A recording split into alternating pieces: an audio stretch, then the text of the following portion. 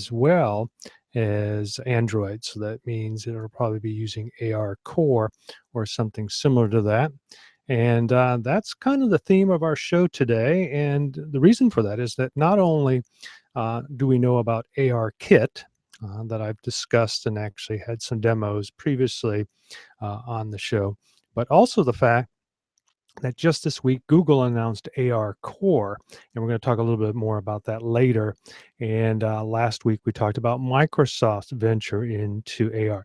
Now, when I say AR, what I'm actually saying is mixed reality, because not only does it overlay contents onto your screen, but it also immobilizes it to a what they call an anchor, so that it's rooted in the 3D real world. And as you move around in position, the actual items are anchored or stay in place. So that's a little different than augmented reality, which just overlays information onto your screen. Google Glass would be an example of that, and some other opportunities. So so I actually would prefer to call it a mixed reality, and a lot of the demos seem to bear that out. So both, Apple, Android, or Google, as well as Microsoft will be venturing into this. So one of the things that I'll be talking about a bit later, again, is the Google ARCore that was introduced this week, as well as a couple of tutorials on how to actually get started with ARKit if you have an iOS device, and if you're an Android enthusiast and own a Pixel XL, or one of the new Samsung S8 phones, you'll be able to utilize ARCore. And I'll be doing a brief tutorial on that, as well as a few other updates as far as the VR backpack. I mentioned I would have that done to show off this week. That will not be the case. I'll explain why, plus an update to the parts if you plan to build one yourself. Okay, so with that, let's kind of move into our updates from the past. And I thought this was a pretty interesting update. As you know, I've been kind of a fan of Insta360. I wish I could afford the Insta360 Pro. And but I do have an Insta360 Nano, which I then use with an iPod, and that's how I recorded the 360 solar eclipse from my front yard. This is a new unit that just came out. This is the Insta360 One, and I'll have a little video here to show you, which I'll do right now.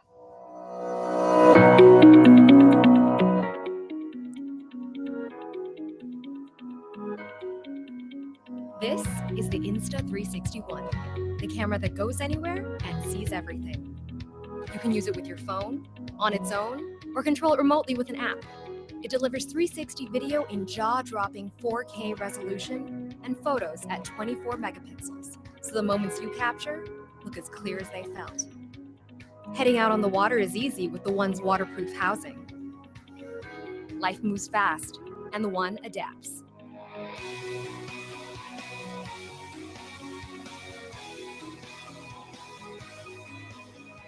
Thanks to 6-axis stabilization, the One gives you smooth video without sacrificing quality.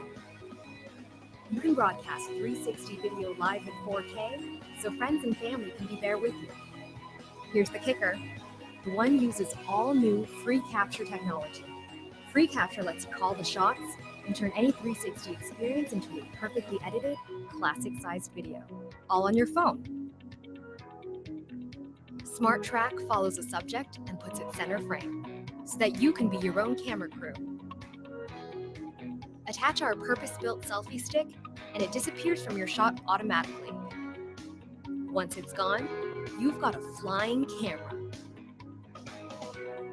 Which got us thinking, what else can you do with a stabilized camera and invisible selfie stick? For the first time ever, epic bullet time shots are easy.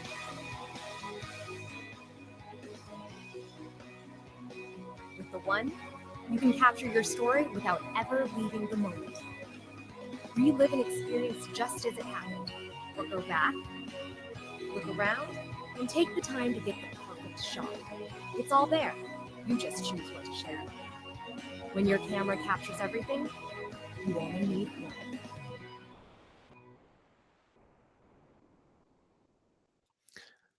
So there's the video, and well, for one, I think it's an amazing little camera. The Instant 361 is 299, so it's a little pricier, but it's about what the Gear VR originally sold for. And also, there's been another update to the Ryko, but I'm not as enthusiastic about that. Essentially, just as upgraded to 4K, so it's kind of like a year behind previous units. Some of the reviews out there don't think a lot of it.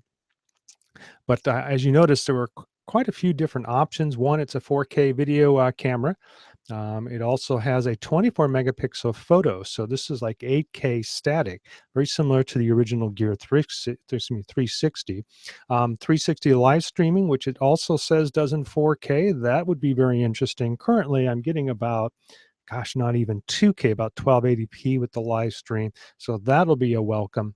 Also 360 bonus time lapse and Bluetooth. It also has stabilization built into it, which is a unique feature. And they have obviously, well, one of the things is that they talk about this bullet time. And if you looked at the video, essentially they rotated it on the selfie stick above their head, recorded it, and it gave them the opportunity to do something like that. And I pretty thought that was pretty cool. So here's another example. And why am I frozen?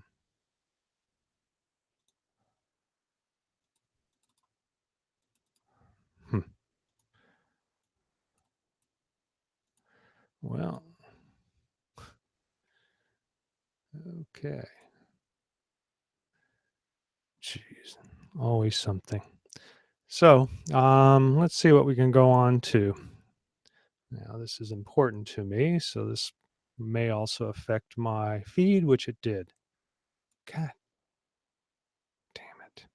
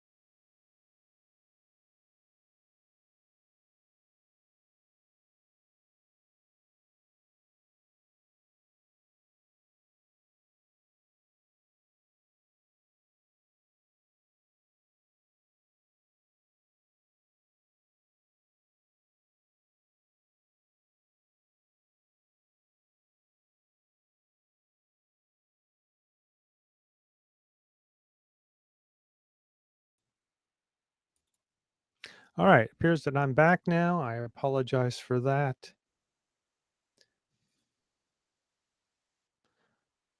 And so that was very interesting. I don't know what the issue there was, so hopefully it won't happen again. So I apologize for that break. I'll see about editing it out when this goes into post. Okay. All right, so let's go into our next, actually, let's continue a little bit. So as mentioned, it has stabilization built into it, which I think is extremely important. I actually have a what is a 3-axis stabilization system that I use for a phone with the attached nano. So this built in obviously is worth the extra, let's say $100. This free capture feature I think is kind of cool. Essentially what it does, it captures 360 and then you can go back and then by positioning, I'm assuming like a 1920 portion of that 4K image that allows you to essentially capture what you need. So I think that's a cool feature. And then obviously it has this focus on what matters. So that essentially, again, you captured the 360, then you can go back and select what you want to track, and then it will position the 360 video to follow along with it. So obviously for $300, it is in my opinion, going to be well worth it. The fact is that it will do 4K streaming seems an interesting aspect as well. So looking forward to more about it. You can go ahead and buy it now, and I think you can get it at Best Buy. I didn't actually, I saw it listed at Amazon, but it's through Insta360 themselves. It'll be about 2 to 3 weeks for it to be delivered. There are accessories that come with it. Actually, it doesn't. You can buy an accessory for a tripod, drone, helmet, and then there's a waterproof housing coming soon, selfie stick, and suction cup. So as you can see, some of the items are still not available. However, it has a standard 1/4 inch screw mount on the bottom. So if you already have a lot of these different features, you don't need to buy anything new. Okay, and then as it says here, you can connect to your Bluetooth, or it actually connects through the Lightning port as well for iPhone. It is not available yet for Android, but supposedly that will be out soon. So looking forward to that. And as soon as it becomes available, I will probably review it and give you a heads up on it. Okay, the other update as far as 360 cameras is the VUZE. As you know, I have mixed feelings about this camera, but they announced that they are making it better. And one of the features that I was hoping that would be available when it was released was the ability to do streaming. It now will do that. It doesn't indicate what kind of streaming will be available. Also, the fact that there'll be a waterproof housing for it and some new features to their VR studio application, or the VUZE VR studio application, which will allow it hopefully to do some new features and clean up some of the edge deformities and aberrations that I've seen in the past. The other thing that I thought was going to be a neat feature is that the app that allows you to remotely control it, hopefully they'll have a new viewer, but it also indicates that it will have some actual camera controls, namely that you'll be able to control your EV setting plus or minus, a feature that's already on the 360 Insta360 Nano, which was very useful when I captured the solar eclipse. Was not a feature on the VUZE at the time, so looking forward to that as well. And again, I'll give you a heads up probably next week. I don't know exactly when the software is. The other thing that I've complained about in the past is that they've hyped this camera, uh, gosh, almost for a year before it became available. And the fact is that I see certain things like updates and that going to be available. And the fact is that may or may not be something that comes out sooner than later. We'll see. Hopefully, it will be sooner than later. Okay, other things in the news in 3D technology. This caught my eye. And XYZ printing, it's something that I discovered when I was at CES in 2015. They have basically exploded on the market for 3D fabrication. It is a Chinese company, and they have come out with a lot of low-cost printers. Here's another example of this. Actually, it seems to be on a little bit of the higher side, but what makes this different is the fact that it is full-color 3D printing, and that in itself is, in my opinion, I would say worth at any price. But the fact is that at 3,000, you can do standard FDM, and essentially what it does is it penetrates the I guess they're saying they use a nylon, no, sorry, a PLA type filament, but they impregnate it or with the full inkjet solution, which allows each of the layers to be fully saturated in color. I have a video for that as well, which I'll go ahead and show. Where's my little video? Here we go. Um, you can say what you want about the video.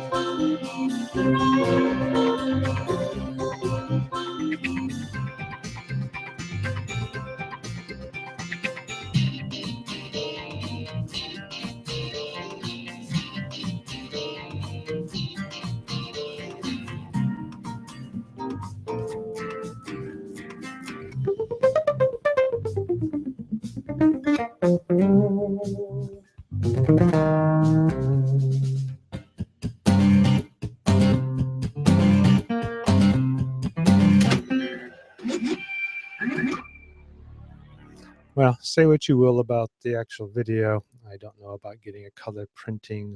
Will get you the girl, but I guess that was the message behind that. But the fact is that if the color looks as good as they're showing in those examples there, at $3,000, that seems like a pretty neat little opportunity. This is TechCrunch's little review, or actually, not even a review, but I guess it's something that they brought up.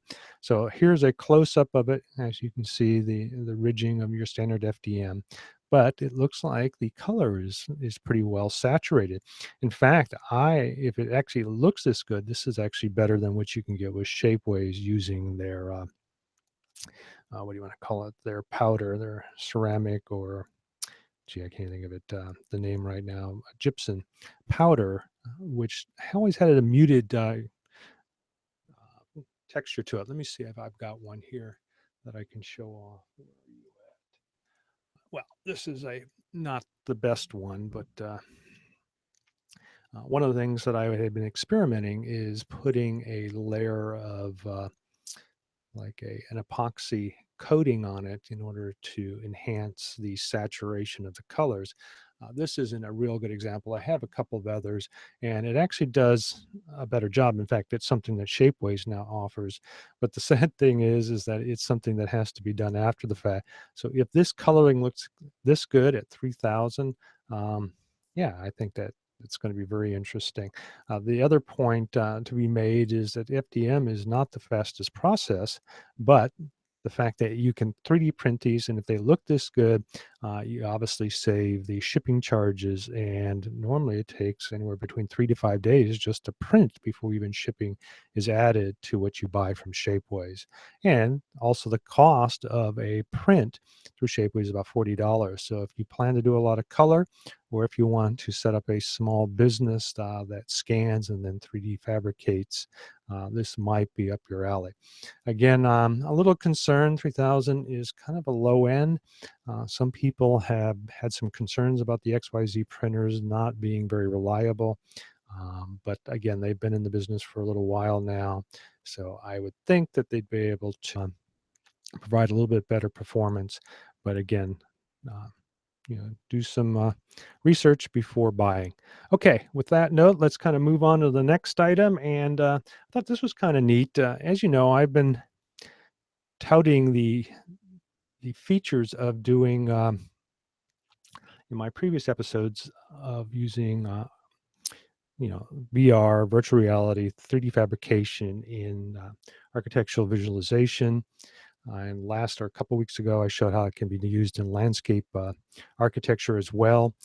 So this particular article here shows different ways to actually present your materials. Obviously, this is would probably be very pricey, but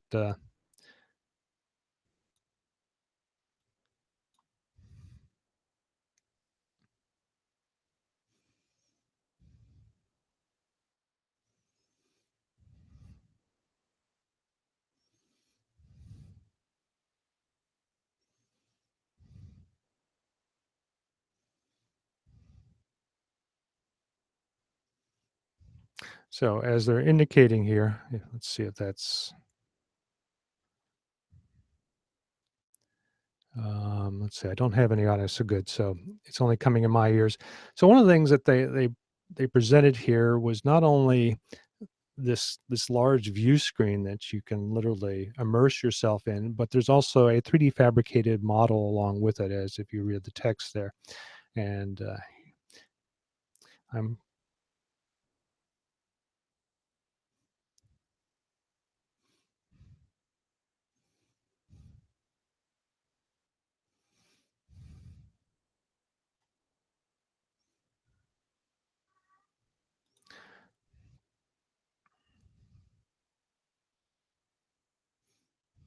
so more than likely it's probably a pretty expensive demonstration. But again, marrying the technologies here, they show it being used with a tablet.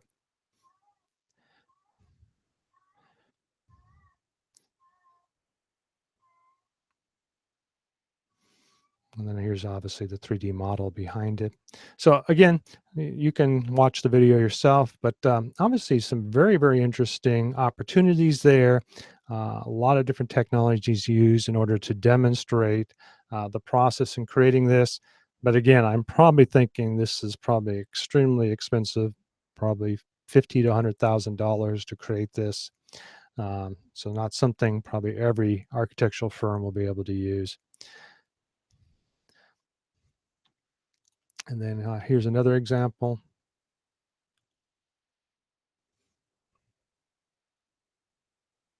And using multi-panel displays in order to present their architectural realizations.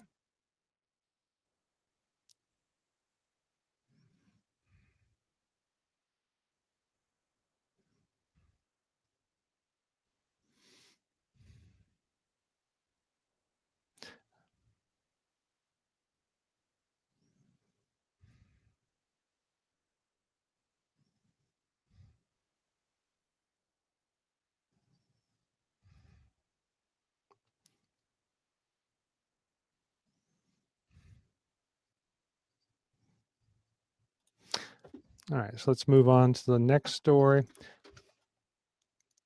So essentially here is another experience, but this one is done in 360. As you can see, I can rotate it.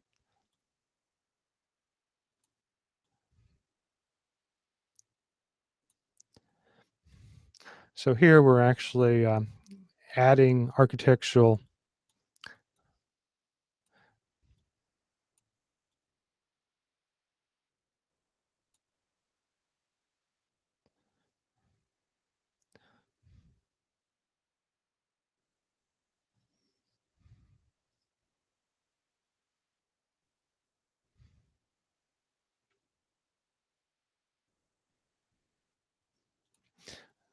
So another very interesting demonstration. Here's an actual application that allows you to move around in the architectural representation. And you can move forward and backwards. And then obviously they're showing augmented reality, which I'll be talking a lot more about later on.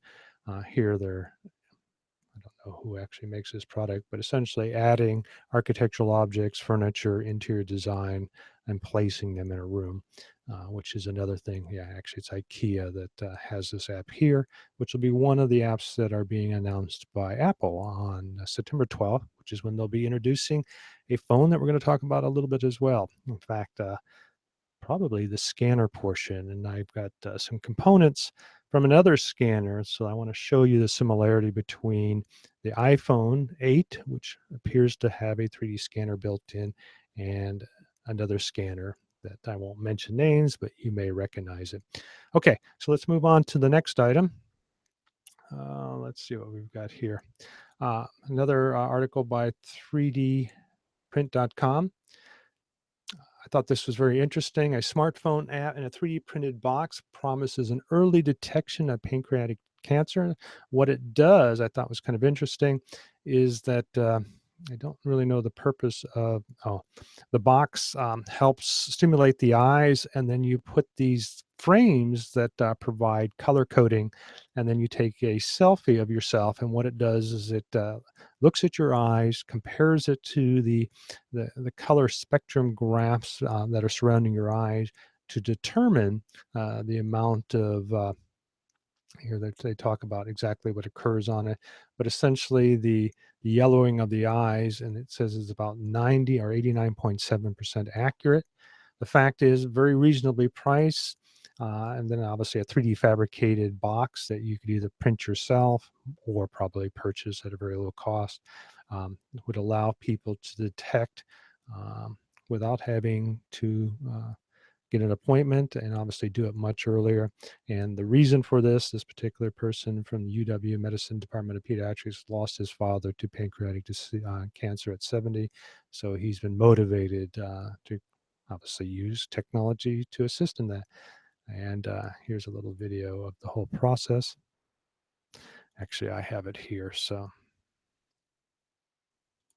Billy Screen is a smartphone app developed at the University of Washington that accurately measures jaundice in adults using just a selfie and an accessory. Jaundice is the yellowing of the skin and eyes due to the buildup of a compound called bilirubin in the bloodstream that can be a symptom of a variety of medical conditions. When people hear the term jaundice, they often think about babies. However, adults can get jaundice as well, usually from conditions like hepatitis and alcoholism. Jaundice is also one of the earliest indicators of pancreatic cancer, a disease that often goes undetected until it reaches an advanced stage, when jaundice is visible to the naked eye. A person's bilirubin level is normally measured through a blood draw. However, a doctor usually would not order a blood draw until a patient's jaundice is severe enough to be visible, or the person shows other symptoms. Blood draws are also invasive, costly, and require traveling to a clinic. Billy Screen is a non-invasive alternative that can be used anytime, anywhere. It can be used for initial screening and for ongoing disease management, enabling patients and healthcare providers to track how well a treatment is working. Billy Screen analyzes pictures of a person's face using computer vision to isolate the sclera. The sclera is the part of a person's eye that is normally white but turns yellow from jaundice. Billy Screen combines the color of every pixel in the sclera into a color descriptor, disregarding any blood vessels or eyelashes. A machine learning algorithm translates that color descriptor into an estimate of the person's bilirubin level. Billy Screen currently works with a choice of 2 accessories designed to ensure consistent results regardless of lighting conditions, and the goal is to remove the need for any accessories in the future. The Billy Screen box blocks out the ambient lighting while relying on the smartphone to supply a consistent light source from the camera flash. This ensures pictures from different sources are comparable to one another for Billy Screen's machine learning analysis. An alternative is to wear the Billy Screen glasses and have specially colored squares around the rims. The system knows what colors to expect in those squares and calibrates the images to remove the impact of ambient lighting. In a clinical study involving 70 people, we found that Billy Screen is correct over 90% of the time in determining whether or not a person has an abnormal bilirubin level. Although there is more research to be done, Billy Screen has the potential to be an important tool in the early detection and management of diseases related to jaundice. So obviously, if you're interested in that, you can probably contact the designer of it and see about getting the plans and the prints in order to do this yourself. I do not believe the actual app is available yet, but I assume it will be available soon. Okay, so let's get on into the scanner section. And I've actually got 2 items today, but I want to bring up this one. This is from the Telegraph Technology, and what I found very interesting about this article is it shows somewhat magnified the it appears a sensor and some type of device. They say it's a 3D camera. So I will compare this with something else and then you can come up to your own conclusion. But here is my thoughts on it. This to your right is the actual infrared laser transmission unit. And this is the actual infrared camera with a unique lens. And I've noticed when I do 3D scanning with the structure sensor, if I put the camera, I don't know, about 33, 40 millimeters from my face, about right here. And let's see, go this way. So about this distance, you should be able to scan your face. Now, obviously, to bring it closer, you would have to modify your lens, and that's something I created with my 4eyes lens system to bring it to maybe, let's say, 30 millimeter, about this distance from your face. And this is what they say is going to allow the new functionality of opening your phone so you don't have to use your thumbprint because it'll actually kind of a 3D impression of your face. More than likely, you have to train it. So you put it in front of your face. It captures the nuances, probably also does some RGB capture of your eyes and so forth. And then it uses that when you put it up to your face later on for matching. Now, what's interesting about that, if that is what I think it is, I want you to take a look at this. So I modified one of my cameras to bring it up closer. So here are the two, get that out of the way. Here are the two components in the actual structure sensor.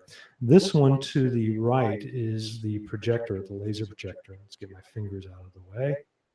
And if you notice inside, okay, let's get this, there we go. It looks very similar to what you see in the image, and I'll go back to it in a little bit. Actually, I can go back to it now. Notice it looks very similar to this. And then the camera portion also looks very similar to what you see there. I apologize if the focus is off a little bit. So as you can see, the reason that these two have barrels is that the structure sensor itself is a little bit higher. The thing that I found very interesting is the actual laser, the way that it's set up. Let me put it in. If you look on the bottom, there is a thermal kind of like a cushion there. And one of the reasons the structure sensor was developed the way it was is that it provided heat dissipation. So the fact is that these new components here are combined. It seems more compact. I'm wondering how they're dissipating the heat. Maybe that's something that they figured out in the last, it's about 5 years, close to 4 years since Apple bought PrimeSense. But in my opinion, it looks just like it. Also, the interesting point is that this is supposed to be on the front of the camera. So I'm wondering if it's on the front, will there be an identical on the back? I don't think so. However, that would make it somewhat difficult to scan other objects with it. But I'm already thinking of some ways to be able to put this to use besides scanning. I don't know if they'll actually have a library. One of the things with their actual sensing devices used for security is that they're an enclosed system. I surely would hate for this to be closed off so that you couldn't use it for other things, especially if the performance factor, which they say in a millionth of a second, is true. This could be extremely fast 3D scanner. And here they show the middle, but I don't believe it's in the back, it's in the front, which they do not show. Yeah, so here's the infrared face unlock. But cross fingers that they will be able to utilize this. I'm thinking of some little solution to allow you to essentially reflect and receive light back into the unit, like a periscope feature, so that you could still look at the screen or reflect the screen and then be able to capture with it. But again, if they lock this out, that would make it very difficult for that to occur. So again, I'll put these back out. So that you can see the similarity between these two units. Let's see where they're at. Well, actually, probably best to just kind of take a look at. So here's the actual transmission, the laser transmission device. And then here's the actual infrared camera. And as you can see in the image, when I scroll back up, they have been reduced. But I think more of what's in the structure sensor is the housing is just larger in order to provide more support for it. But again, so something else that's interesting, one of the things that's interesting about the laser transmission is that I believe there's a vibrating element in it, and that's what creates the kind of like the stochastic pattern. If you look at this with an infrared camera, it's a bunch of little dot and speckles, and it's those dot and speckles that are calibrated, and their deformity in their pattern is what determines your depth information. So if they're not, it'll be interesting how they're actually pulsating the laser face in order to do that. Again, probably some unique feature there. So I don't know any more on that. I'll see if there's any patents maybe next week to talk about it more. The fact is, yeah, I probably will have one more show before they actually announce it. So again, cross fingers that they don't fully close this in so that you would not be able to use a 3D sensor. Also, I was thinking from an augmented reality perspective, one of the things that makes the structure sensor so cool is the fact is not only can you sense depth, and use that to anchor objects in mixed reality. But you can also capture that depth information and create occlusion models so that objects can be put on top of other objects and or behind objects because it recognizes the 3D depth information of that model, which is a little more difficult to do with a single camera, either an ARKit or ARCore. But if this sensor has that ability, um, again, if it's in the front, how's that going to be useful if you're looking at your screen? Well, then I started thinking, if you remember back, I talked about a little device, um, supposed to be somewhat inexpensive. It's like a headband with a visor where you basically put the phone facing out so that it reflects into this semi-reflective material, and it creates a kind of a low-cost augmented reality solution. The other thoughts were that they're going to have some type of AR visor that plugs into the lightning port. But I think the former versus the latter option seems very interesting, because one of the things that that company does is uses the front camera in order to provide tracking with patterns. So I could see, if this was available, you could have a self-contained kind of hologram thing for a very low cost, basically your phone plus this housing. And it'll be very interesting. Now, that particular group, and I don't recall their name right now, I reached out to them, told them what they're planning to do for tracking, and they really didn't get back to me. So it'll be very interesting if Apple has not, either they have caught Apple's attention or vice versa, and we may be seeing these two units being married together. So don't know. We shall see in about a week and a half. Okay, so let's move on to the next item. And did I miss actually putting it in here? Let's see. No, it should be in there. So let's see if it's here. Um, yeah, I'm not ready for that yet. So here, let me jump back. You can take a look at these cameras again, and I'll bring up the item.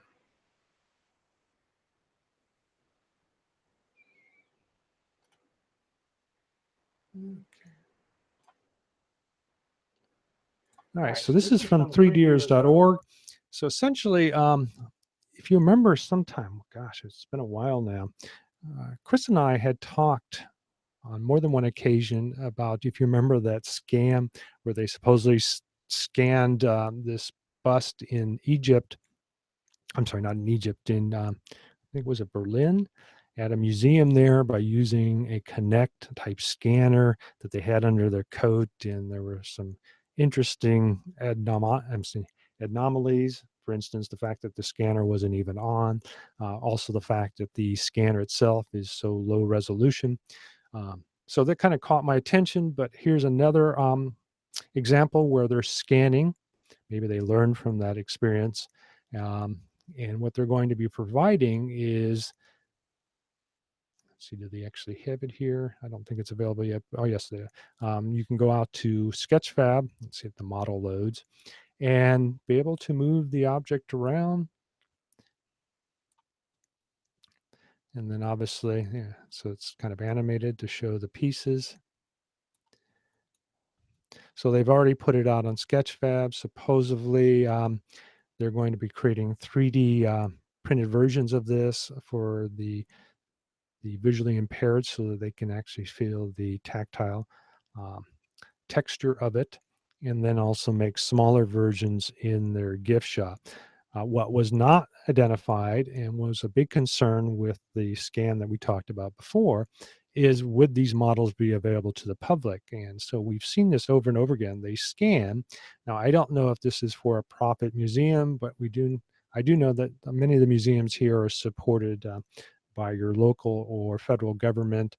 And the fact is that they still hold on to these 3D scans instead of making them available. Is kind of a, I don't know, disappointment. And it does appear to be the same case here. But they are moving forward and providing more options like this. I didn't actually go out to Sketchfab. Let's see if I go out there, what it brings. So yes, it doesn't have a download feature. So that's a little disappointing.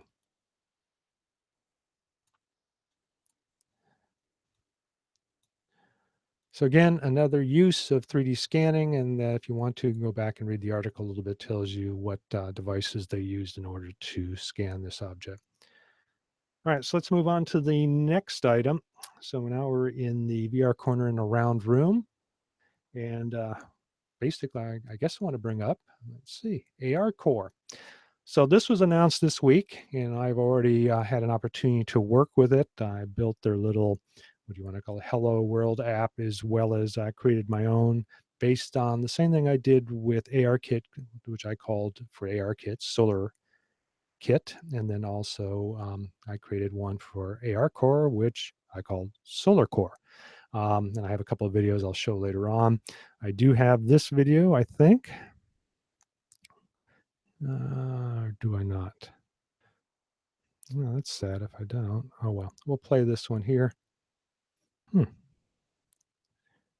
Well, that's, oh well, we'll play it out of here, but then you can't hear the sound.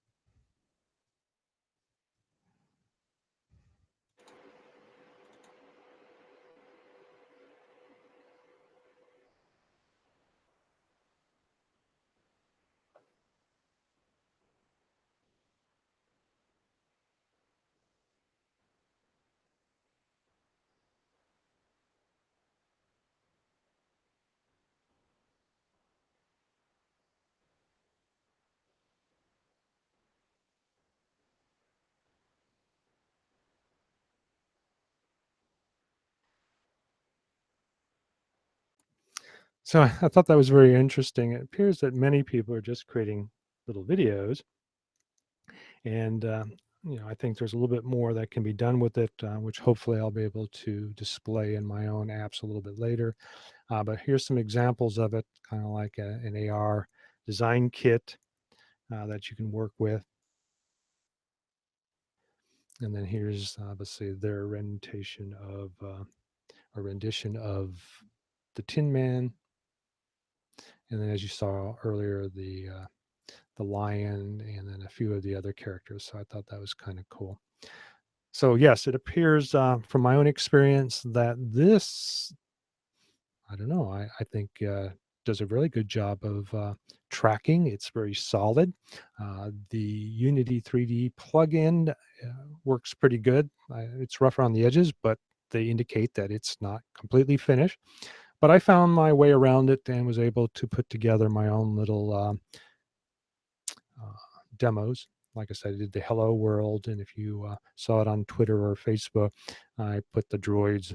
You can basically tap the screen. So there was a cool little feature there, raycasting. So as you touch the screen, you could project objects onto the planes. And but you don't have to do that. And I will show you a little bit later how you can remove all that just to anchor objects. For instance, as I've used the Earth and the Moon orbiting it, and I found that the process was fairly easy, and the build process was fairly easy, partly because I've built a few Unity Android apps, so I know some of the pitfalls, but I'll kind of talk about that when we get into the tutorial.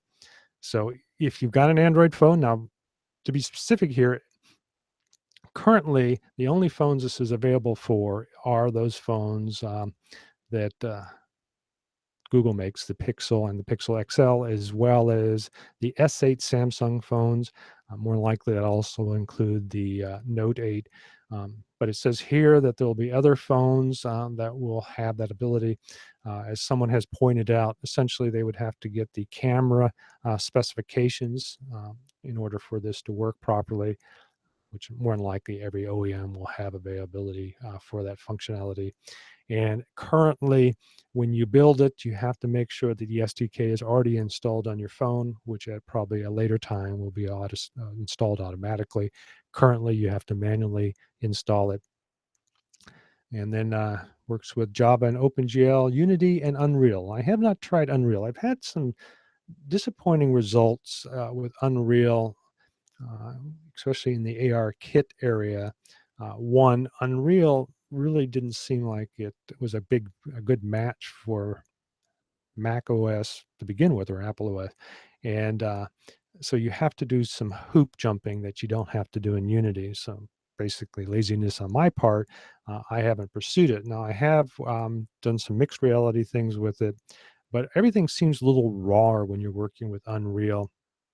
And I've been a little disappointed, especially with the Daydream, that I make a build, and then when I update the Unreal Engine, that build then fails when I rebuild it, and it just doesn't operate. So I have to work like 2 or 3, push a lot of feedback to Unreal in order to have the changes made. But I guess it's par for course. The latest version, which is Unreal UE 17.1, seems to do a good job with creating Daydream builds. You do have to, and this is another thing with Unreal, unless you don't have experience uh, with using Visual Studio to create builds, it can be a little daunting to go out to GitHub, download the content when I normally just do a full download zip uh, for these builds because it's easier. And then you have to build them, and that can take anywhere between 2 to 4 hours to build before you can actually start using it. So it's a little cumbersome.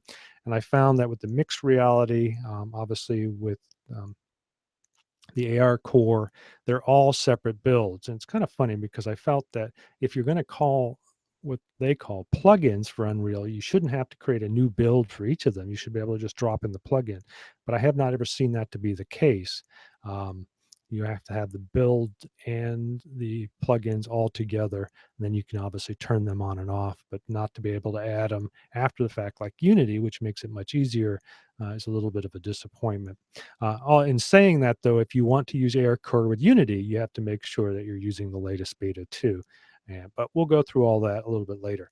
So I'm pretty excited. As mentioned, we have ARCore now, we have ARKit now, and then also Microsoft is going to be announcing their own version of or mixed reality or augmented reality that you can use with tablets. Very soon as well in the latest version of what they call 10S, which I guess S stands for school. Or no quote me on that, but that's what I've heard. It'll be kind of a lighter version like Chrome OS and Chrome OS type of devices so they can keep the cost down. So if they do that and actually use it with their own assets, I think that'll be pretty cool as well. Pretty excited last week when I talked about it. Okay, so let's see what else we've got. Oh, if you're into creating ambisonic sound, Audio 360, which are the people behind the sound functionality behind Facebook and Oculus, they've released a new 1.3 SDK. Also, they've released a new encoding tool. Let's see if it comes out. Jump on that. Called their spatial workstation. That is now at, I believe, 2.2. And so you can download both of them. I found this to be a much better tool for taking ambisonic sound and using, where's it at?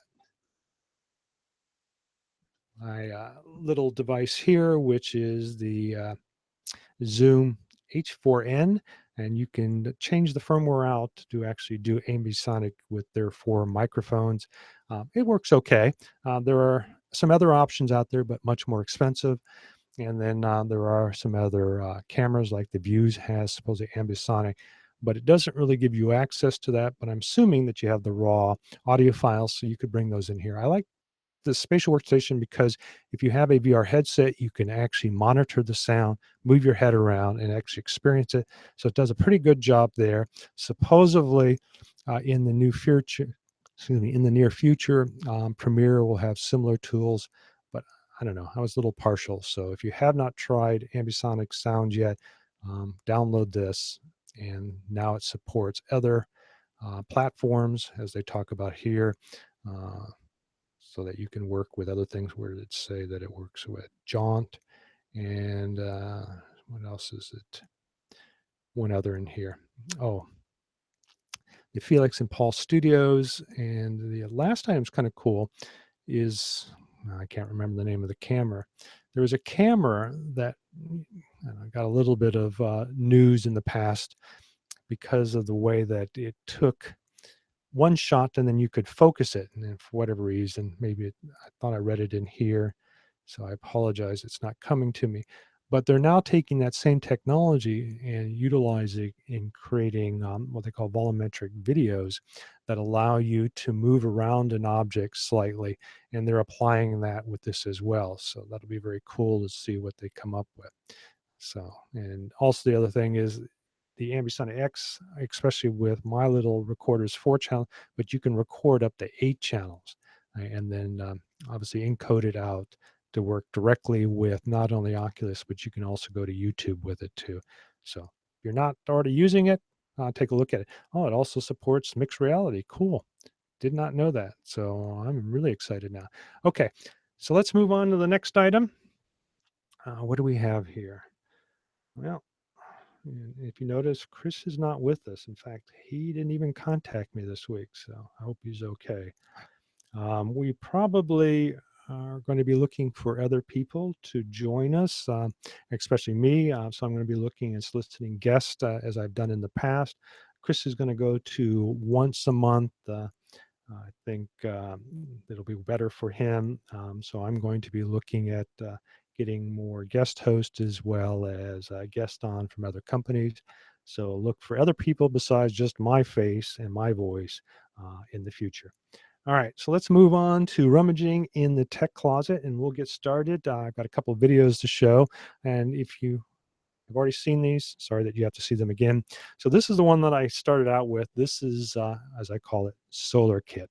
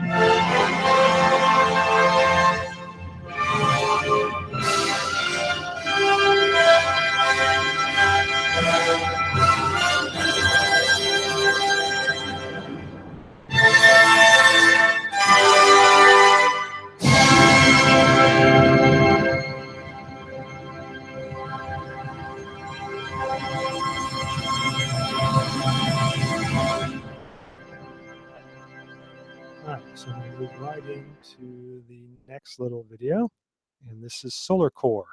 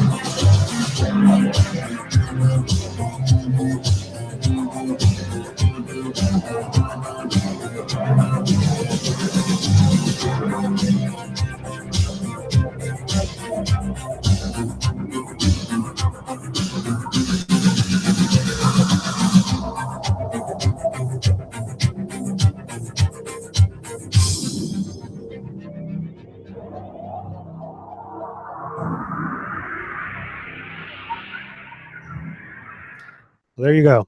So that's a couple of demos that I put together. One was based on using Apple's iOS AppleKit, and obviously there was a reason I did that. I was motivated by not being able to see the solar eclipse myself in real time, so I decided to go out and make my own. It's kind of fun because, as you can see in the videos, you can walk around it, you can get very close to Earth, you can become part of the Earth and observe the moon as it's orbiting, or you can take a perspective from the moon and watch as the shadow goes across the Earth.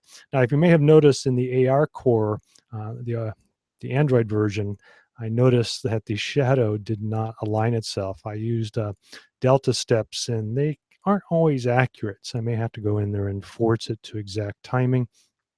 But overall, I thought it worked pretty well. And with that being the case, let's kind of get started. So first thing you do is you can, and all these links that I have will be in the show notes, so you can just jump back into them. First of all, go out to Unity for the ARKit support. Now, this has grown since I first started working with it. So there's lots of good information in there done by several people over the course of it's been over a month now. So if you're interested in doing ARKit, again, keep in mind, not only do you require the latest version of either the release version of Unity, which is 2017.1, which seems to work fine, but I'm pretty sure the beta works. Now, I have not tested the beta, but if you're planning to do iOS and Android, right now, only thing that works with ARCore is Xcode, or not Xcode, the 2017.2.0b9. Any previous beta versions will not function. It just didn't include it. And then you have to actually download some other things. What I found pretty nice about ARKit is that they kind of set it up so that everything's available while you're in Unity. So let's kind of go through it. So here's what it tells you need: Unity 17.1 or later. So I'm assuming that it will work. There was an experimental VR build, which I found you do not need anymore. You can just work with the 2017.1. And then obviously it requires iOS 11. So you have to have not only a device with iOS 11 on it, but you also have to have an device with with an A9 or better processor. So what that would be is an iPhone 6S, iPhone 7 or 7 Plus, and that's 6S or 6S Plus. That would be an iPad Pro or an iPad Air, I want to say Air 4, if I remember correctly. That also had an A9 processor. And I have not updated that to iOS 11 yet because I'm still using with the structure sensor bridge, so which is not compatible with iOS 11 yet. So I don't know if that would work, but I do know it does work with the 7 and it does work with the iPad Pro. But anything with a lesser processor, meaning the A8, will not function. So you at least have to have a phone or an iPad in the last 2 years now. The other thing that you need, obviously, as just mentioned, is you need Unity, and then you need the plugin that goes with Unity. And the other thing is you also need Xcode 9. But what I have found is you need not only Xcode 9 beta, but you need the latest beta as the iOS 11s increase in their betas. Right now we're at iOS beta 9 and Xcode 9 beta 5 or 6. Now I can't remember. With that being the case, that could be an issue if you're not at the same level. And I found that if I built it using an earlier version of Xcode or an earlier version of Unity, or not Unity, or iOS, I did have some incompatibilities. In fact, all of my iOS 11 apps that were done with previous builds do not function anymore in ARKit, only the newer ones that have been rebuilt. And I've actually noticed this a couple times. So make sure you have the latest version of Xcode 9 beta as well as iOS 11. And even though I have a fast conduit, I found that downloading this material takes a while. So expect at least a half a day to be wasted just making sure that you have all the latest tools before you even get started. All right, so that's all addressed here. Once this is done, then you need to go out and get the plugin. And I think I have it. You can go to the Unity store and it's Unity ARKit. Again, make sure you have the latest version. If you've already brought it down previously, make sure you've updated everything. In fact, what I would suggest is basically delete the plugin and then just reinstall the latest plugin. That way you can ensure that you have the latest plugins and APIs for the ARKit. And again, this is in the Unity store. You don't have to go outside of it like you have to do with Google. This is in here. You just have to locate it and download it. I'm assuming, because this is really early on Google ARKit, or ARCore, that it will be available as well. All right, so once the preliminary is down, then essentially you can just follow through this, and which essentially you have to open up Unity, which means you have to create a Unity account. So I'm going to jump to my little MacBook Air. So let me find the right mouse and bring it up. Actually, here we go. All right, so once you install it, make sure you have an account. And I am now on beta 9 on this. So what you need to do is bring in ARKit, and let's see, it's going to be very small print. So let me make some room so I can see my own screen. Sorry, my age is showing. Okay, so give me a moment.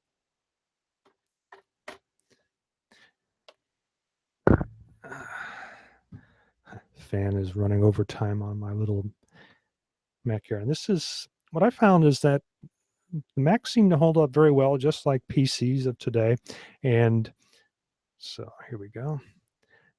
So even an earlier MacBook, or not MacBook, yeah, MacBook or MacBook Air or MacBook Pro does well with Unity. Even my little Mac Mini, I bumped up the RAM, put an SSD in it, but it is, I want to say, 2012. So it's 5 years old, and I'm still using that for Unity. Now, I've created a Hackintosh if I need anything very graphic intensive, and I think I talked about that earlier. But as you mentioned, or if you remember, I talked about the Intel Nook that I'm using for the mixed reality for Microsoft. That works really well as a Hackintosh too. So in fact, I put a little Apple logo on it some time ago when the first Nooks came out, and showed it off and said, "Oh, look what Apple's working on, this new micro mini." I don't know, not micro mini, Mac Micro. And people actually thought it was true, and they said, "Oh, well, that looks kind of ugly. That can't be a Mac." Sure. People realized it was not, but the fact is, a lot of the Hackintoshes work very well on Intel NUC. So if you need something that works well, you might want to look into that. The other cool thing is the latest NUCs also have a a Thunderbolt port 3 standard. So you could, like many of the Apple products, extend it with a graphics card using one of those graphics card extender boxes. And so you could try that as well, and basically have a dual system for both Windows and Mac or Hackintosh that works with it. But here I'm actually using a traditional MacBook Air. So getting into the project information, I've already loaded the plugin, but if you want to figure out how to do that, you just go to the asset store. Again, make sure that you're logged in. And I don't, here we go. It's taking a while. But you allow it to connect. It's all contained within the Unity applications, so you don't have to go outside to the web. In fact, I highly recommend it, because once you either purchase an asset, and for whatever reason it's taken a while, so I'm not going to go into it. But you go out and you look for the ARKit, you download it, and then you install it, and then you're set to go. I would just install everything because, let me bring it up. There are plenty of little examples, and so let me save this just in case. So let's bring up the one that you should start with, ARKit scene.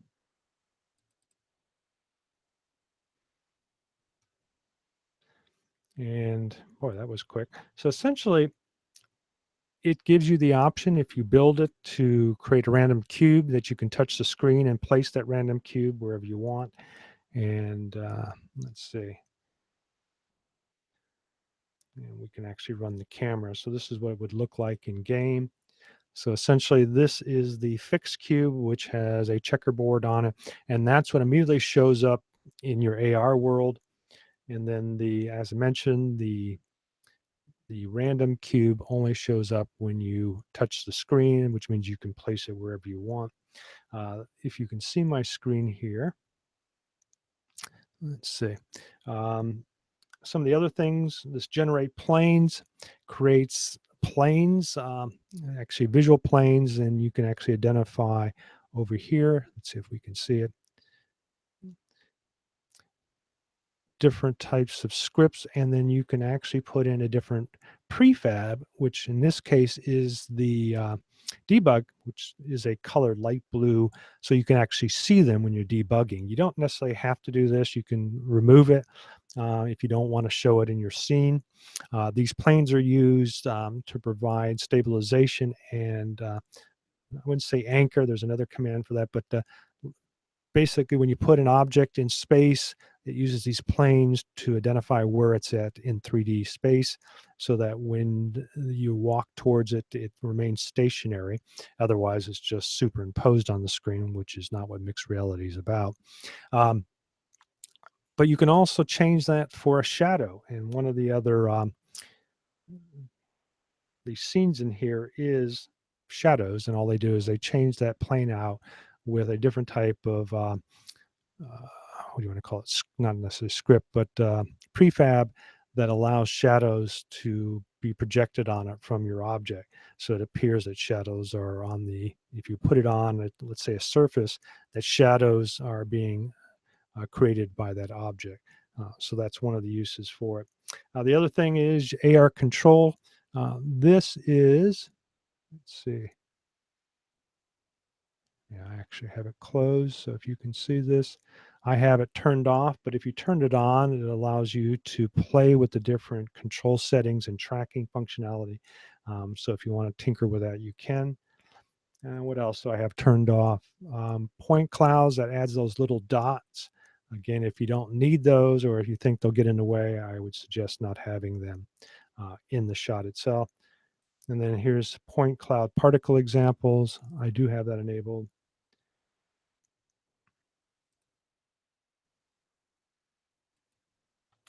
Okay, so and then you have this other option called 3 degrees of freedom. This is not the same thing.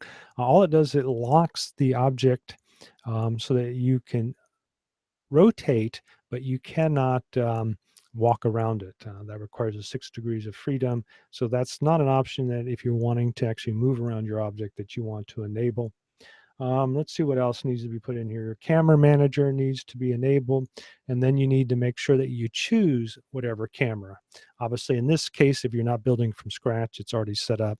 So what I would recommend is work with this one originally, change out the this particular object here. Where's it at?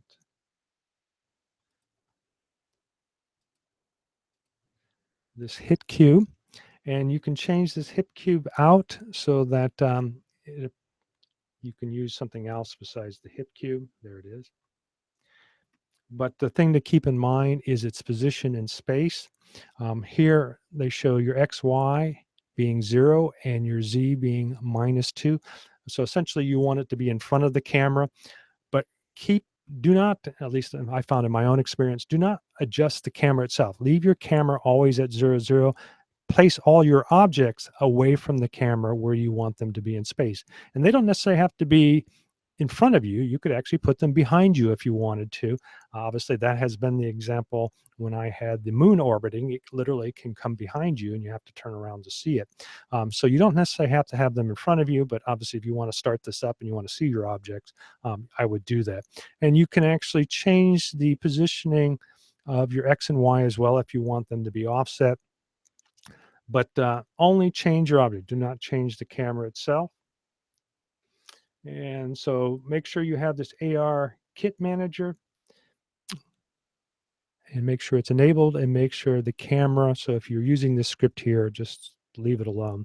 And then just add objects that you want into this would be the easiest way to work with it and play with it on something that actually works. So I would build this, make sure your whole build process works, make sure it works on your device, play around with it, and then come back and add items to it and then build upon that. And again, as mentioned, if you go back to that forum, there's all kinds of information of what people have found works or didn't work, and just add that to whatever you're working on.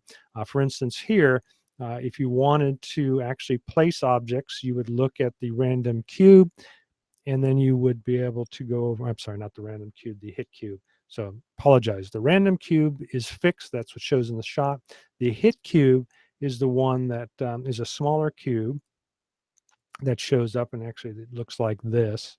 Nope, you can't see it here. Where is it at? I don't know why it's not showing up. But the hit cube, oh, that's right, because it's hidden originally. The hit cube has a script on it, and that script is what allows you, let's see, where is it at? Here we go.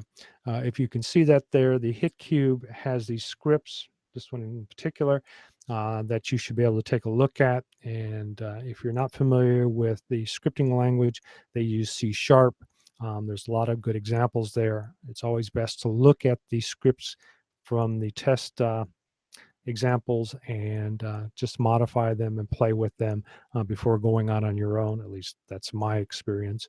And that one there will allow you to position objects based upon the plane, so you can tap it and then it will associate it with whatever plane is in that's been formed already in that area. So that allows you to position objects where you want with your own hand.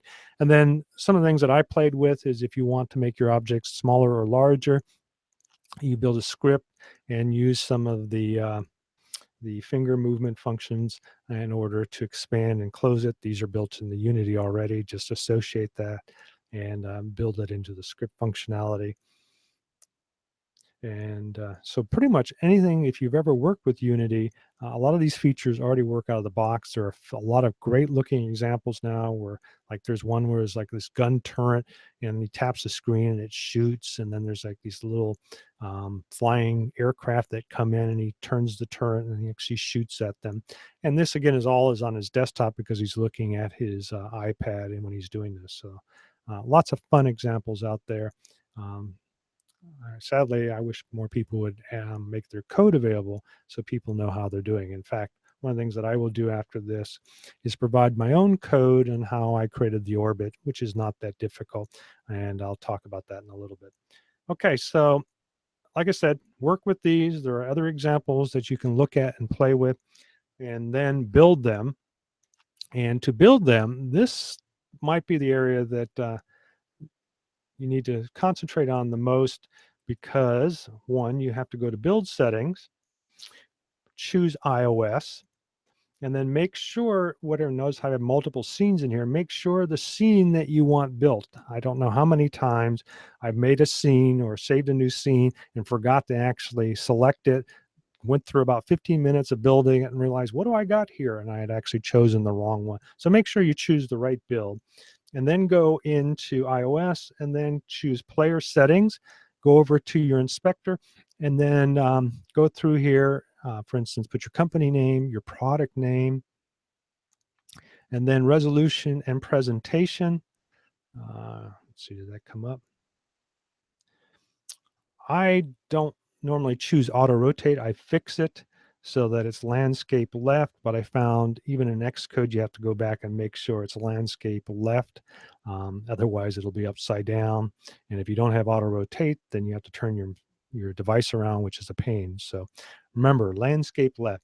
And then multitasking support seems to work here. You'll find in ARCore, this is something they say turn off. Um, you want your status bar to be hidden, obviously, because you want full screen.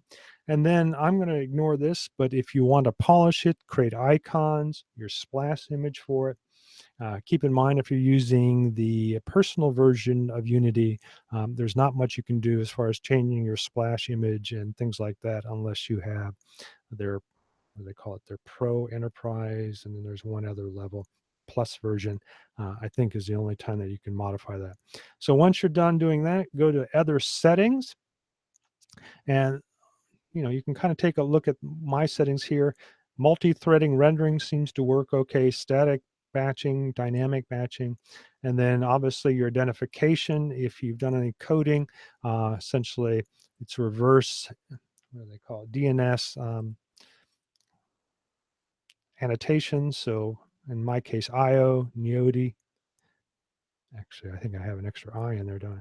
Dot, and then the name of your product, and then your version number.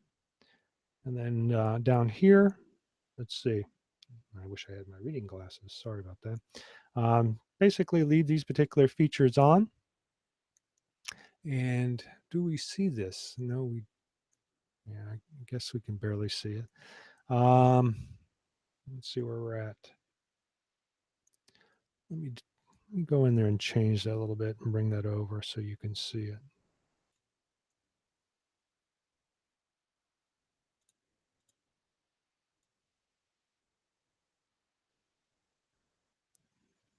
There we go. Okay, so then you want to go over and basically keep your settings very similar to this. If this doesn't look good at 720, I could go back and actually create some screenshots for you. A lot of these are already in those notes, so you could just follow those. I'm just going to go through and talk about the things that I have discovered in what I'm working with. So essentially, make sure that these settings are the same. Scripting, ILCCPP.NET subnet is fine. 60 hertz is fine. AR baby, make sure you have something in there. So you may not want to change that, but essentially it has to identify that there's a camera usage description, what has been noted in iOS 10 and above. If you add an item, you have to have a security setting for that item. If you don't have that, then it will request it. In fact, may not even build. And so you need to make sure, and this actually adds it in there into your P list. All right, then allow downloads. You don't necessarily have, you can uncheck that. In fact, that may be just something that I was working on. I had some problems mirroring this out to my Apple TV. And so I was playing with different features, found out that, again, Apple TV had to be on the proper version in order to use iOS 11. So with all that tested now, it seems to work fine, and I will actually show it a little bit after we go through this a little bit. Okay, so on to, so we have the iPad 11. Make sure that you're using 11. You can go in Xcode and change that, but it's best to do it here. The other thing is make sure that you, where's it at?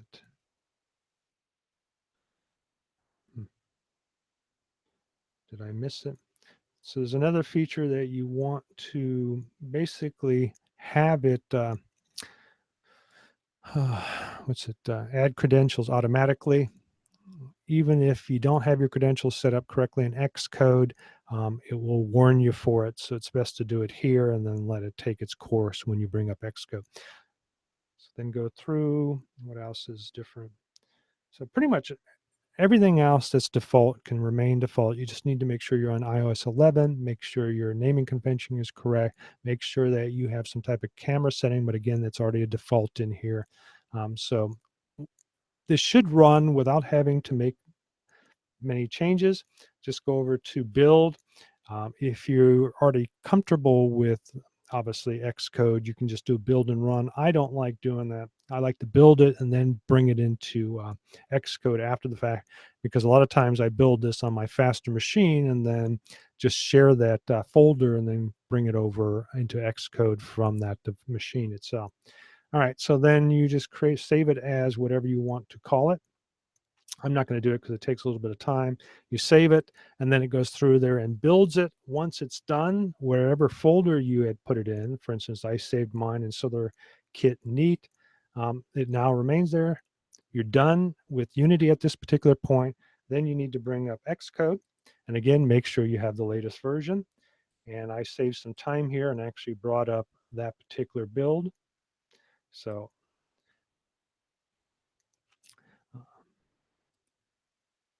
the first thing I'm going to do is go through here and go to info. No, what do I have wrong? Here we go. Okay, so normally it shows up as soon as you click on the Unity iPhone, which is on the left here, which is not on the screen. So give me a moment to adjust myself. In fact, I'm probably going to just, yeah, I think we'll be okay. Okay.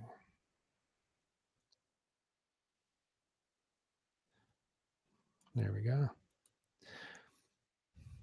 Okay, so notice the name got ported over. And then here's the bundle identifier, version number, that all got ported over. And then, like I said, if you choose to automatically sign it, put in the name of your team or personal.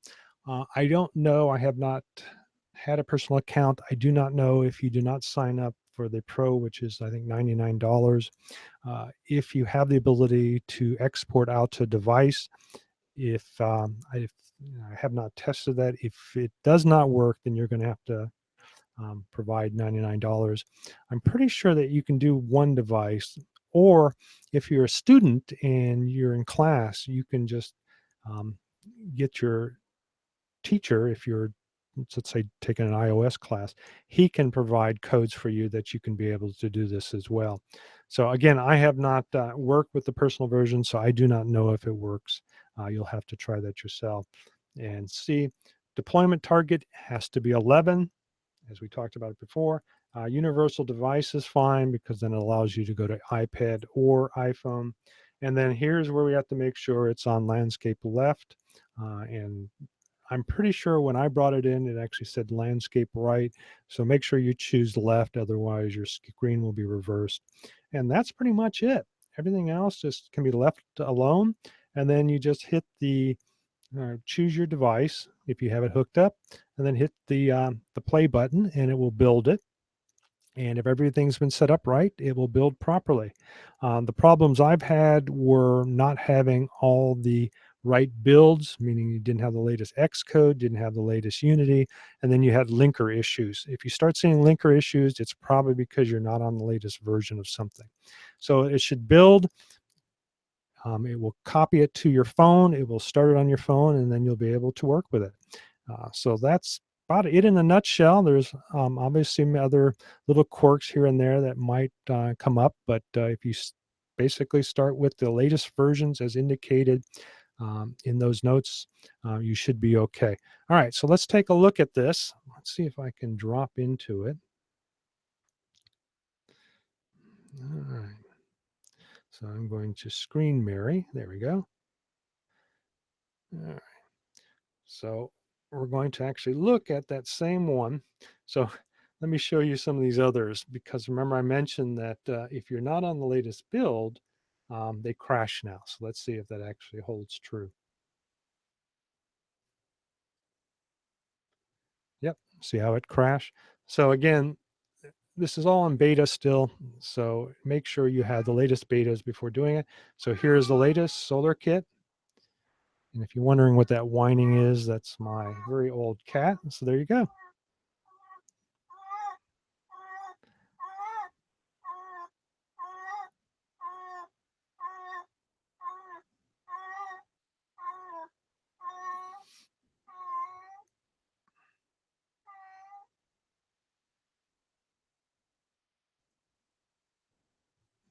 So if you're interested in playing with this example, let me know.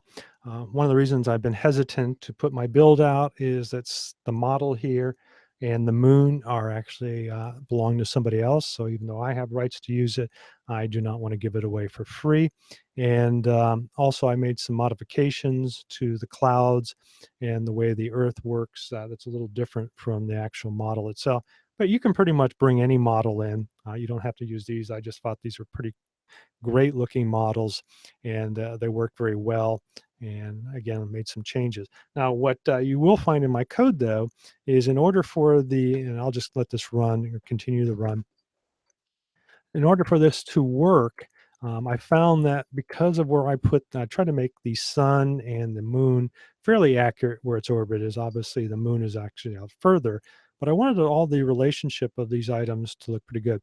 I also noticed when you look in the lights, that has a tendency to disrupt the alignment a little bit, the tracking. So make sure if you're trying to do this, record it, you don't look in the lights, it will cause some disruption. But here shortly, you should see the shadow. As mentioned well, actually on the iPad Pro, the shadow did seem to line itself up correctly. I was using deltas. There we go. There it goes. Yep, that one worked properly. So it comes right across the United States like it's supposed to. So I actually fine-tuned all the deltas for the iOS device on ARCore. I'll have to go back and fine-tune those. But the shadow was set up, basically use some projection maps with a special shader, with a special PSD mask so that it would shade it correctly and be intensely dark in the particular areas that it needs to be, because I found just the shadows of the object itself would not show. So I had to add something special. To see the moon, there it is, up against the green screen. So fairly neat. And it seems to work pretty well. Now, I also had some code in there so that it actually tracked properly with the sun. But I found that because the object was moving, its tracking inside the app itself seemed to be less stable. So I just left the Earth as a stationary object and then let the moon run around. So you have some jerkiness there. Yeah, I don't know why that's happening. Sometimes it's very smooth. Sometimes it's a little disruptive. As you can see there, I think mainly it's because I am streaming this out so that you can see it. Okay, so that is the iOS version. So if you've got an iOS device, yeah, start playing with it if you have not already. If you want my demo there, just email me and I'll package it together. If you just want to play with the app, send me your UDID, I think that's what it is, for your phone. I'll add it to it, and then I'll send you I don't want to say APK, that's for Android. I can't remember the name of it, but I'll send you the file for it in the zip, and then you just need to install it. But I need your UDID first, otherwise it won't install. And then I will just add you to the list of users for this particular code, and then you can tinker with it yourself. All right, let's move on to the Android side of game. And with this, I'm going to do something a little unique. So now I have to jump out and go. I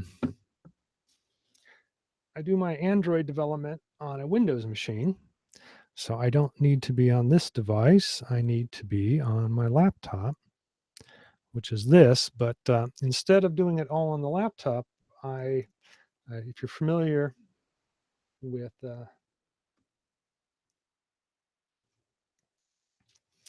Windows,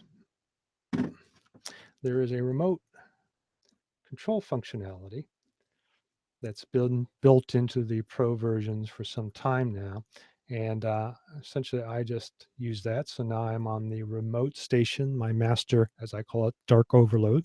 So actually, let me go to that screen. Here we go.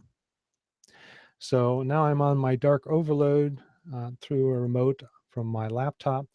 And so before I do this, essentially we go through a similar series of steps. So let me jump back to ARCore and how to get started. So in order to get started with ARCore, basically here are your steps. Make sure that you are going to install Android SDK version 7 or more. And this needs to be installed when you're using Android Studio. And I'll go through there and show you how to go ahead and do that. So you essentially download it. This link will be in the show notes. So you download Android Studio. Then you update the SDK using the Android SDK Manager, and I'll show you where that's located in the Android Studio. Then you install 2.17.2 Beta 9. Earlier versions do not work. And then you download it. Then you download the ARCore SDK, which is a package that you will install in Unity. You can do that through the SDK preview here, or if you use GitHub, you can use this command and go out to the repository and then mirror it and then use it out of that directory there. And then obviously you need a supported Android device. And I'll click on this to show you that supported Android device list is the Pixel XL, Pixel, and the Samsung Galaxy S8. Now it doesn't say the S8 Plus, so it's interesting if it will not work with the larger model. Might not. Obviously, the Note 8, which is not even available yet, is not even shown there. Supposedly, more phones will be available as this comes out. But if you got a Pixel or a Galaxy A or S8, then you're good to go. All right, so first thing you want to do is create a project. So now I'm going to jump over to my other screen.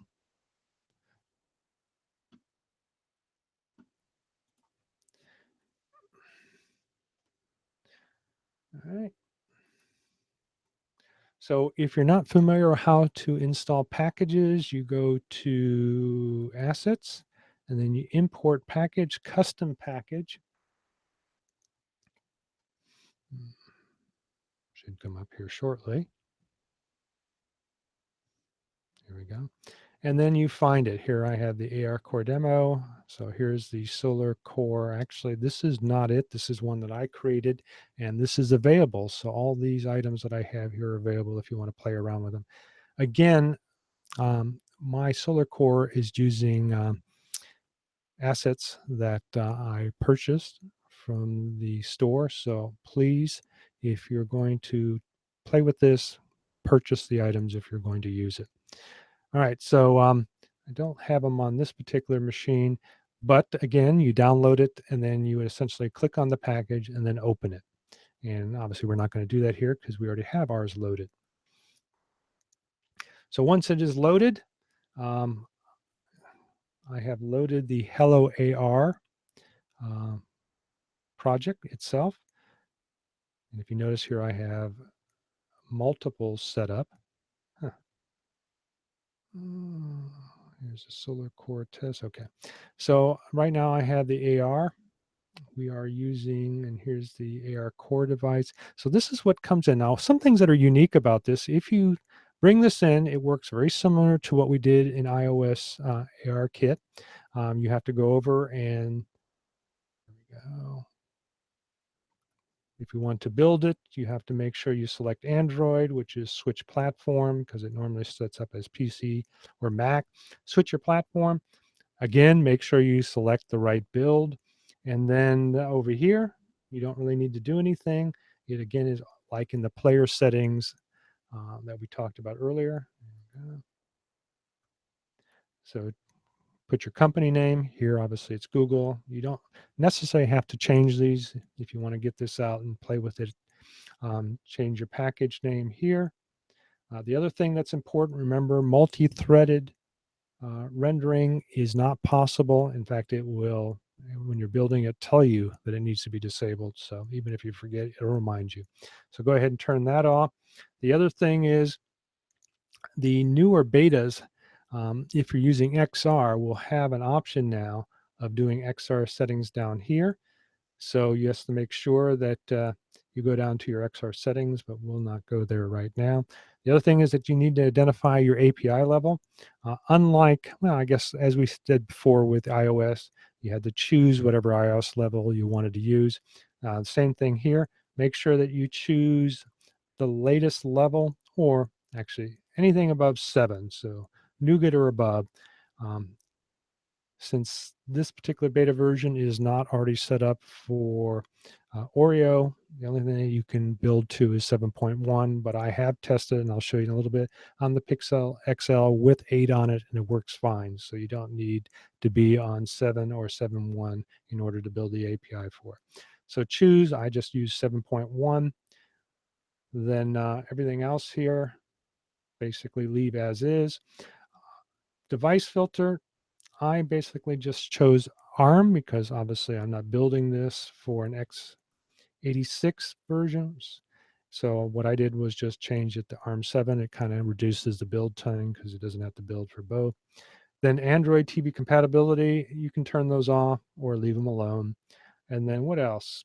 I pre-baked collision meshes, but I didn't have any meshes, so you can turn that off.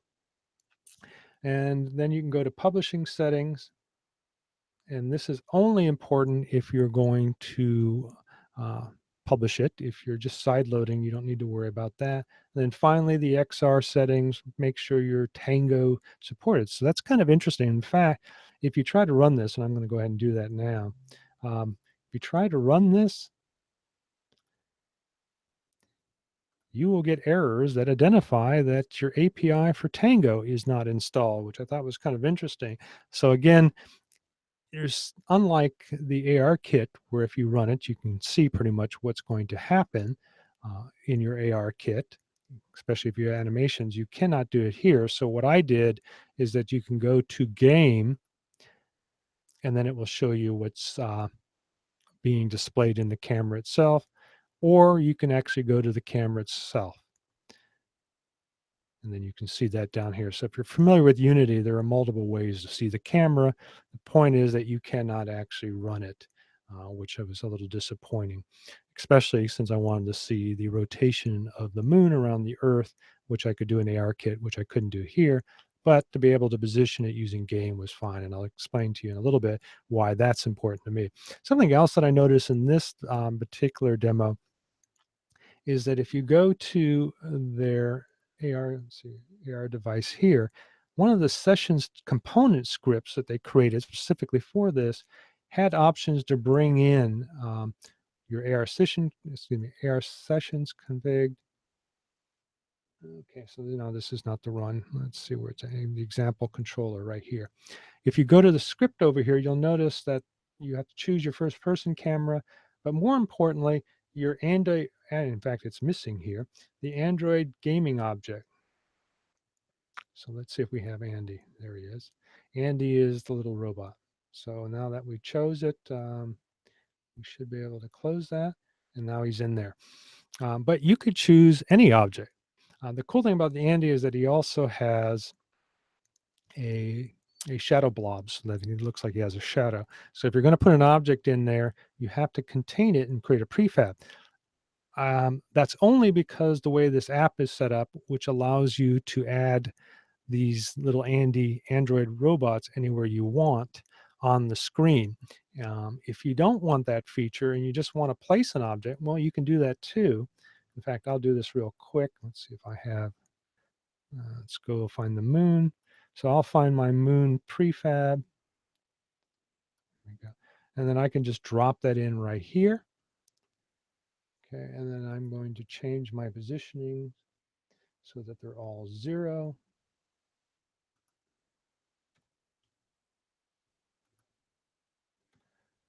So this is where the game option comes into play, because we'll look at it through the camera.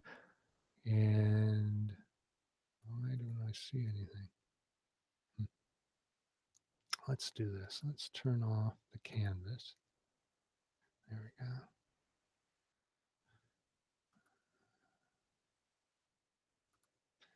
Okay.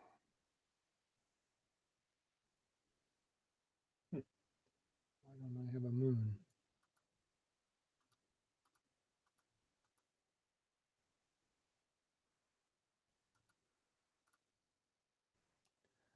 I'm not seeing. Oh, I think it's really tiny. Maybe I didn't bring everything over into it. Well, let's bring in something else so that I don't waste your time.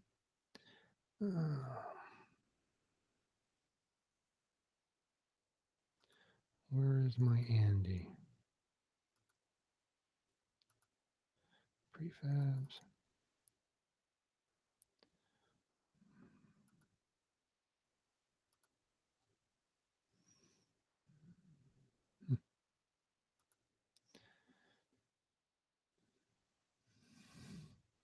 Well, I've lost Andy. Oh, well, I apologize for that. Let's see if the Earth will come in.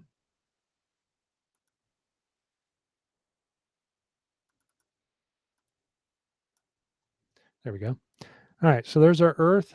Our positioning is 0, 0, 0. So when I look at it in the game, I see nothing. So let me go over here and actually adjust this.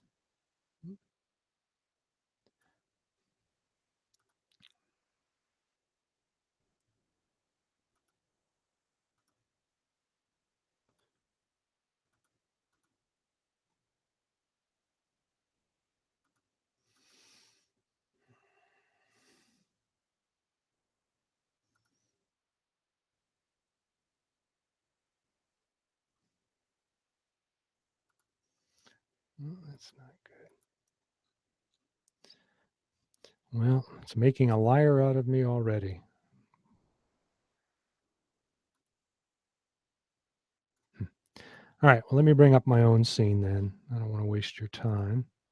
So let's bring up Solar Core.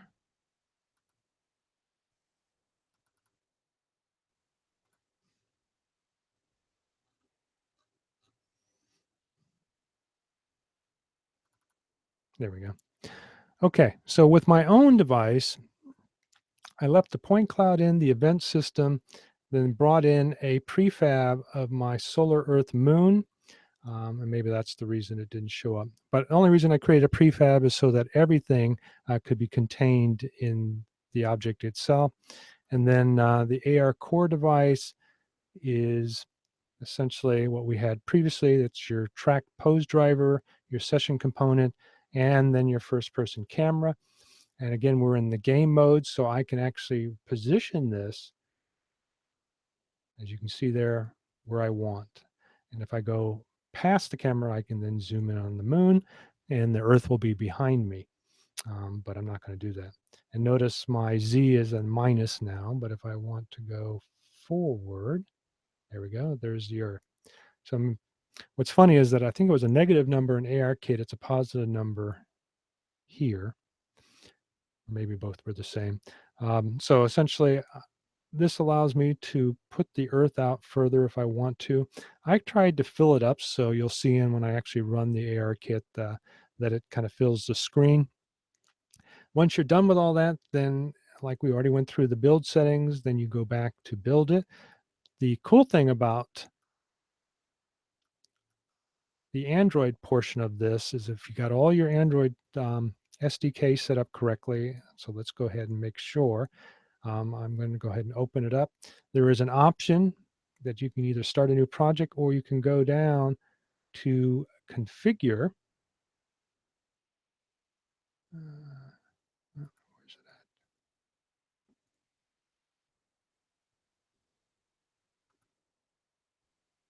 at? And choose SDK manager and it will launch it and then allow you to select whether options. Notice I only selected Android 8 and 7.1. But if you want to just use Nougat, you can add that as well. And then you hit OK. And then once they're all loaded, then you can close that.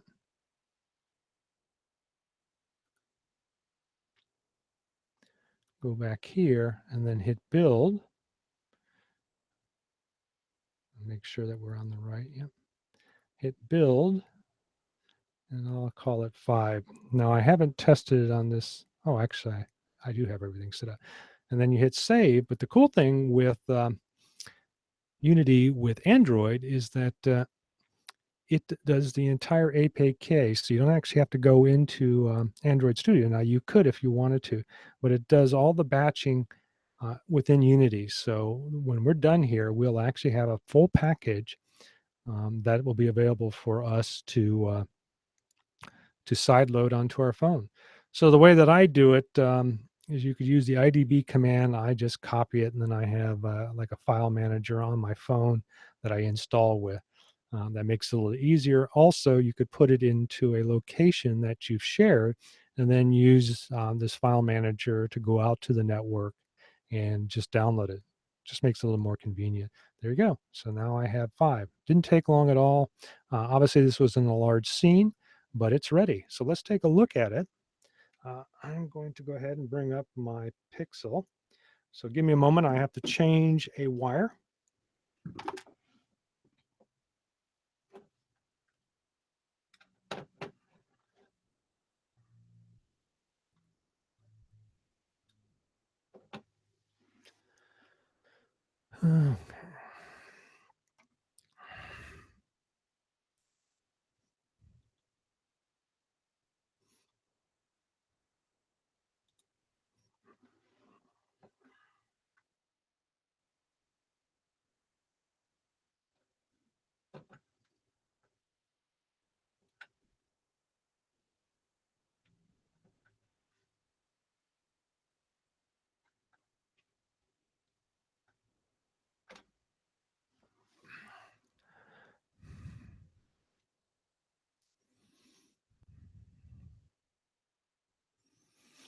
Let's see.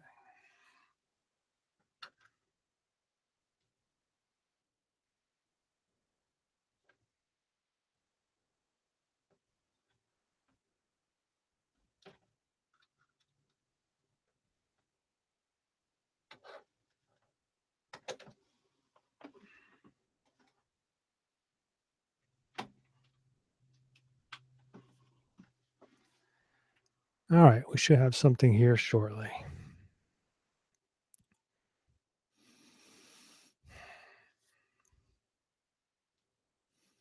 There we go.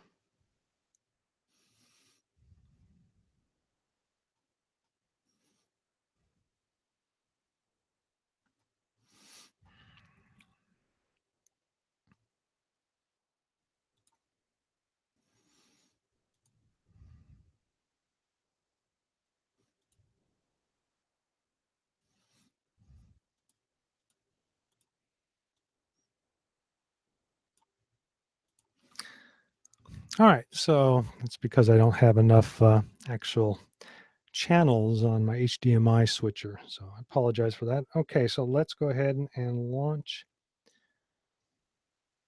my home, and then I will cast it. There we go. So let me choose the app. Oops.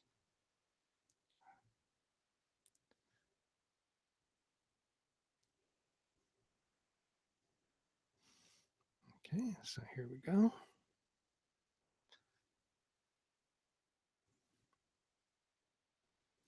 There you go.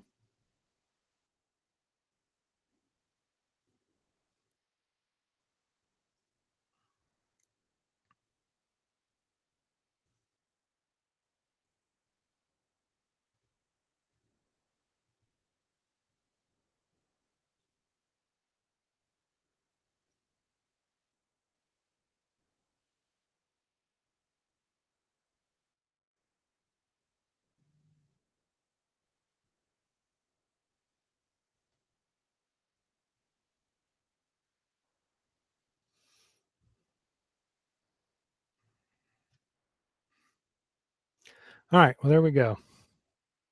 So I'll leave it with that. So that's about it. So hopefully you enjoyed those little quick tutorials.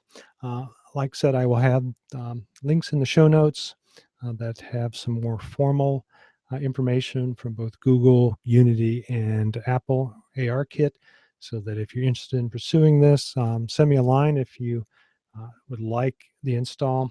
I believe I will have, if it's not already in the show notes, a link to my Google Drive so that you can download the APK. So if you do have a Pixel XL, you can download this yourself, either build it yourself or actually just run it on your phone. Again, remember, it needs to be a Pixel XL, or the Samsung S8.